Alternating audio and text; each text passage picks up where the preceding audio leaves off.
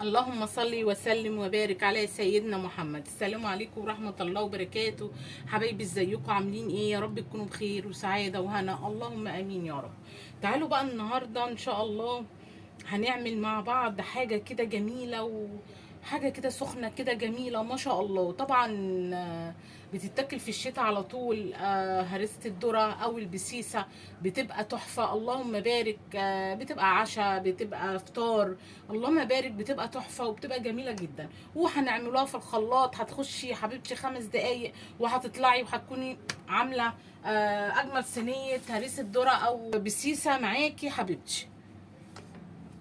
معاكي بقى شفشق الخلاط، 3 بيضات.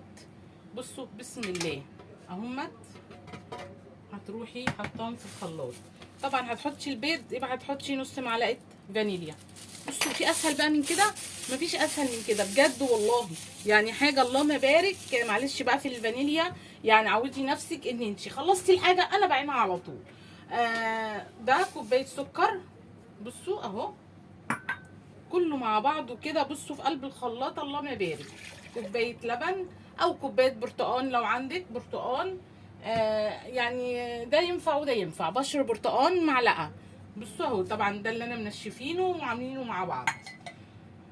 ومعانا كوبايه الا ربع بقى اهو زيت على سمنه، زيت، بصوا حسب امكانياتك. يبقى كوبايه الا ربع زيت، سمنه وزيت اللي عندك، زبده وزيت، اي حاجه عندك هتتعاملي بيها. تعالوا بقى المكونات القمر دي هنضربها في الخلاط لغايه السكر بتاعنا ما يدوب. هتفضلي تضربي لغايه بصوا السكر يدوب معاكي تماما، علشان السكر لو ما دبش هيعمل لنا مشاكل في الكيك بتاعتنا. هيطلع على الوش كده بتاع الكيك، هيطفح على وش الكيكه وهيعمل نقط سمراء. بصوا حبايبي يعني بيعمل حاجات مش حلوه في الكيك. وطبعا ما بيخليش الكيك بتاعتنا تعلى وحته العلو الكيك بتاعتنا حسب الصينيه اللي انت هتعملي فيها. كل ما هتصغري الصينيه معاكي كل ما الكيك هتطلع عاليه جدا وما شاء الله معاكي برضو. تعالي نضرب بقى الخليط بتاعنا حبايب قلبي. معايا بقى بوله، معاكي اي حاجه هتحطي فيها. بصوا ما شاء الله الخليط بتاعنا اهو. بصوا اخر الشفشق طبعا تعرفي ان مفيش سكر. بصوا الشفشق مفيهوش سكر اهو خالص من تحت كده، تعرفي ان انتي ضربتي الحاجه كويس جدا اهو حبايبي. بسم الله.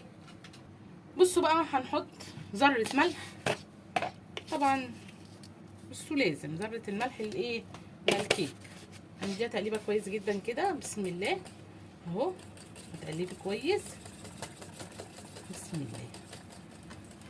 ممكن تحطيهم في الخلاط كمان. معانا بقى دقيق الذره، دقيق البسيسه. طبعا دقيق الذره فيه حاجات مفيده جدا، يعني ما شاء الله. خشوا كده بقى على النت كده وشوفوا فوائد دقيق الذره، اللهم بارك بيبقى تحفه. هنحط كوبايتين طبعا من دقيق الذره اهو. بسم الله. ده الدقيق الاصفر، دقيق ابيض برده حسب ايه المتاح عندك. هنحط بس كده عشان ايه ما يبقاش حاجه زياده. لازم تمسحي الكوبايه وتعدليها كده معاكي اهو. بصوا اهو، وهي دي الكوبايه التانية خلاص. بسم الله. هندي تقليبه بقى كده. بسم الله.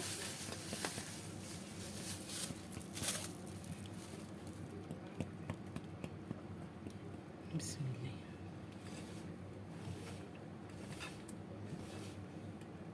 هنجيب بقى كوبايه من الدقيق الابيض بتاعنا. كوبايه الا ربع دقيق اللي هو الدقيق العادي. يعني حطينا كوبايتين دقيق بسيسه اللي هو دقيق الذره، وحطيت كوبايه الا ربع من الدقيق الابيض بتاعنا. هنزل بقى عليها كده بمعلقه كبيره من بصوا معلقه كبيره من البيكنج باودر اهو. وهنحط معلقه خل. بسم الله اهو. معلقه خل عليها. هنلم بقى الحاجات دي كده ونرجع تاني مع بعض حبايبي. بقى بصوا هنقلب كل الخليط بتاعنا كده اهو.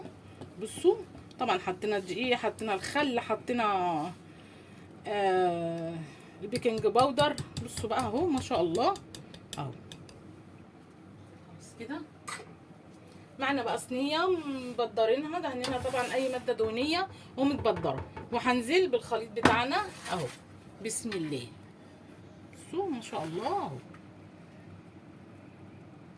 ما شاء الله اهو. بصوا هنزله بقى كله كده. بصوا عامل ازاي ما شاء الله اهو. هننزل كله كده اهو في قلب الصينيه. بسم الله حبايبي. بصوا بقى اهو هنعملهم في الصينيه كده اهو. بسم الله. بصوا عشان ننزلها كويس اهو. بصوا ما شاء الله اهي. طبعا الفرن بتاعنا اول ما بتبداي تعملي حاجه بولعه. بتدخلي طبعا على درجه حراره 180.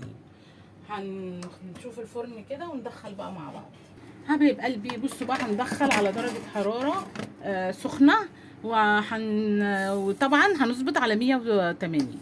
خلاص حبايبي اهو. بسم الله حبايب قلبي. بصوا بقى ما شاء الله هرسة الذرة بقى او البسيسه. بصوا عامله ازاي، حاجه كده دايبه، حاجه تحفه اللهم بارك. طبعا سيبناها بردت شويه معانا علشان ايه، نعرف نطلعها كده من الصينيه ونقطعها مع بعض. بسم الله. هنقطع بقى قطع كده اهو. بصوا مربعه، الوش بتاعها مقرمش كده. بصوا حاجه بجد حاجه جميله جدا، حاجه جميله اللهم بارك. بسم الله. بسم الله حبايب قلبي. بصوا ما شاء الله. بصوا الكيكه، بصوا هرسة الذرة، بصوا عامله ازاي ما شاء الله، حاجه كده اللهم بارك، حاجه تحفه. بصوا بصوا الوش عامل ازاي. بصوا سامعين سامعين. بصوا بجد حاجه جميله.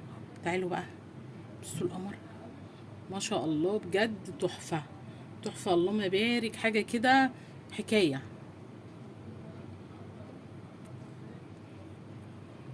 سخنه وجميله بصوا عامله زي الكيك، والله كأني باكل كيك. بصوا مش باكل هريسه ذره. بصوا الشكل عامل ازاي، تحفه. يا رب حبايبي بقى كده تعجبكم، وان عجبتكم بقى ما تنسونيش بقى باللايك والشير والاشتراك في القناه عشان يوصلكم مني كل جديد، واسيبكم في حفظ الله ورعايته، والسلام عليكم ورحمه الله وبركاته.